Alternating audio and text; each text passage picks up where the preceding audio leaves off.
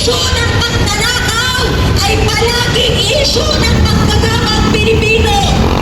Mga kasama, magkano ang confidential funds ni Sara Duterte?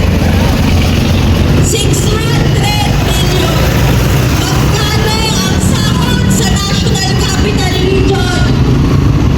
695 pesos.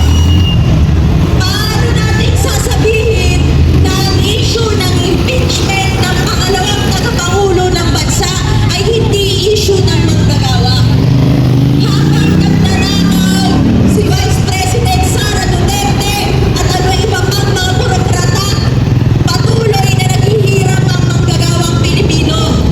Patuloy na naghihirap ang mamamayang Pilipino. Habang nagtanakaw, hindi nasusolusyonan ang krisis. Marami ng marami ang bilang ng walang trabaho. Mga kababayan, ang pondong ninakaw ay nagmula sa buwis natin. Ang buwis natin ang ating pinagtrabahuhan. Papayag na tayo na nagugutom tayo samantalang limpak na salapi ang inuuwi ni Sara Duterte. Hindi tayo babayag. Kaya po wag na wag tayong pagmumukhang tanga, pagmumukhang inutil. Ang issue ng impeachment, ang issue ng korupsyon ay palaging issue ng manggagawang Pilipino. Sinasabi nila sa atin, mag-focus daw sa krisis. Wag na lang pangina sa corruption issue.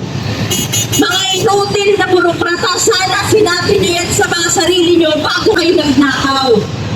Bago kayo nagnakaw, sana inisip niyo yung milyong-milyong manggagawang Pilipinong naghihirap at nagtatrabaho araw-araw. Mga kababayan, si Sara Duterte hindi pa rin napapanagot para sa 600 million confidential funds. Ang mga manggagawa, mag-absent lang sa trabaho, magkamali lang ng accounting, tanggal sa trabaho, suspindido sa trabaho. Anong klaseng hustisya ang umiiral sa bansa kung ang manggagawang Pilipino lang naman ang pinapanagot para sa mga hindi naman ginawang kasalanan? Anong klaseng hustisya ang umiiral sa bansa kung nakakalusot ang pangalawang tagapangulo ng bansa? Hindi tayo pabayag, mga kapwa na pinagagawa. Ang issue natin sa sahod, trabaho, karapatan ay direktang nakaugnay sa issue ng korupsyon, sa issue ng pondo ng bayan. Ang pondo ng bayan dapat napupunta sa atin. Dapat pinapakinabangan ng manggagawang Pilipino. Kaya wag na wag po tayong magpapalinlang, wag na wag tayong magpapalumo. Meron tayong magagawa, dapat meron tayong pakialam sa issue ng korupsyon. At kailangan lahat ng sangkot ay agad na mapanagot. Ganon din po, hindi po pingi, hindi bulag, at hindi nyo manaloko ang manggagawang Pilipino. Pagkatapos ka namin panagutin Sara Duterte, hindi ka rin makakalusot, Bongbong Marcos. Ikaw ang pusong pagnanakaw. Ikaw ang number 1 commander-in-chief. Kaya po, hindi nyo manaloko ang manggagawang Pilipino habang tayo ay nananawagan ng impeachment ni Vice President Sara Duterte. Tayo rin ay nananawagan, kailangan mapanagot si Bongbong Marcos, kailangan mapanagot ang lahat ng sangkot sa issue ng korupsyon. Kaya mga kababayan, mga kapwa manggagawa, ang panawagan natin ngayong umaga, lahat ng sangkot dapat managot. Marcos, hindi! Duterte, panagutin! Impeach! Impeach! Impeach! Sara na!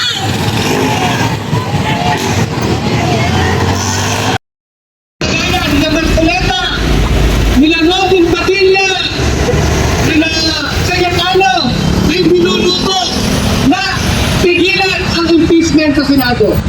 Alam po natin mga kasama, ngayong araw na ito, ngayong tanghali, ay magiging baksaysayan sapagkat ang mga kabataan para sa action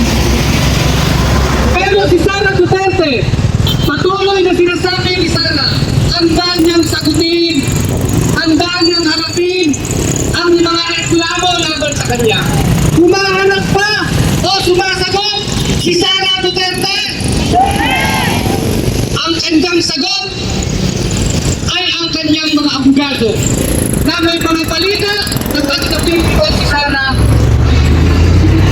ng wanta.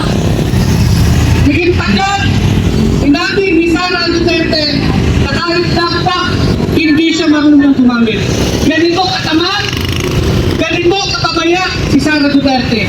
Hindi marunong gumamit ng laptop, pero marunong magnakaw gamit ang kanyang bilyon-bilyon na bank account.